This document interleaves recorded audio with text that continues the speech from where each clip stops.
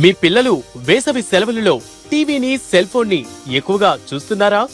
మీ పిల్లలకు physical fitness కావాలనుకుంటున్నారా? అయితే ఇంకెందుకు ఆలస్యం, F2 బ్యాడ్మింటన్ సమ్మర్ క్యాంప్ లో చేర్పించండి.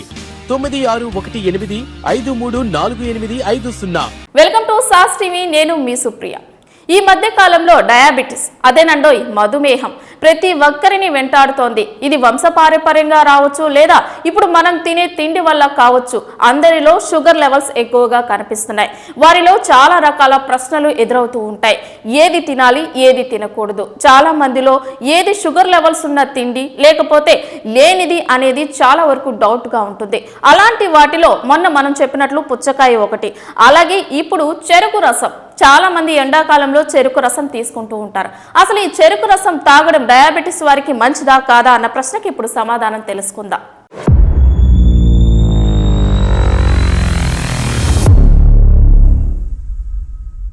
చెరుకు రసంలో సహజ చక్కెర ఉంటుంది. దీనితో పాటు నీరు, ఫైబర్, పోషకాలు ఉంటాయి.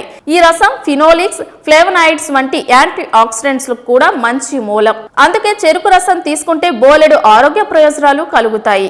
వేసవిలో దీన్ని తీసుకోవడం వల్ల శరీరానికి త్వరగా శక్తి అందుతుంది. చెరుకు రసంలో చక్కెర శాతం ఎక్కువగా ఉంటుంది. మధుమేహం నియంత్రణలో లేని వారు లేదా ఇన్సులిన్ తీసుకునేవారు చెరుకు రసానికి దూరంగా ఉండాలి. అయితే షుగర్ లెవెల్ నార్మల్ గా ఉంటే వారానికి ఒకసారి చెరుకు రసాన్ని తీసుకోవచ్చు. సాధారణ వ్యక్తులు వారానికి 1 లేదా 2 సార్లు సుమారు 200 మిల్లీలీటర్ల చెరుకు రసం తీసుకోవడం వల్ల ఎటువంటి హాని ఉండదని ఆరోగ్య నిపుణులు చెబుతున్నారు. రక్తంలో చక్కెర రీడింగ్ 6 కంటే తక్కువగా ఉండి ఇన్సులిన్ తీసుకొని వ్యక్తులు చెరుకు రసంతో శరీరానికి అవసరమైన గ్లూకోజ్ పొందవచ్చు. డయాబెటిస్ రోగులకు అవసరమైన ఫైబర్ ఇందులో ఉంటుంది.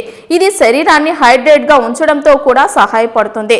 కాబట్టి సాధారణ చక్కెర స్థాయి ఉన్న వ్యక్తులు దీనిని తక్కువ పరిమాణంలో తీసుకోవడం వల్ల సమస్య ఏమీ ఉండదు. ఆహారంలో గ్లైసెమిక్ ఇండెక్స్ 55 కంటే తక్కువ ఉన్న ఆహారాలను మాత్రమే మధుమేహం ఉన్నవారు తీసుకోవచ్చు. చెరుకు రసం గ్లైసెమిక్ ఇండెక్స్ 43. ఇది డయాబెటిక్ రోగులకు మంచిదే. అయితే దీన్ని తక్కువ పరిమాణంలో తీసుకోవాలని ఆరోగ్య నిపుణులు చెబుతున్నారు.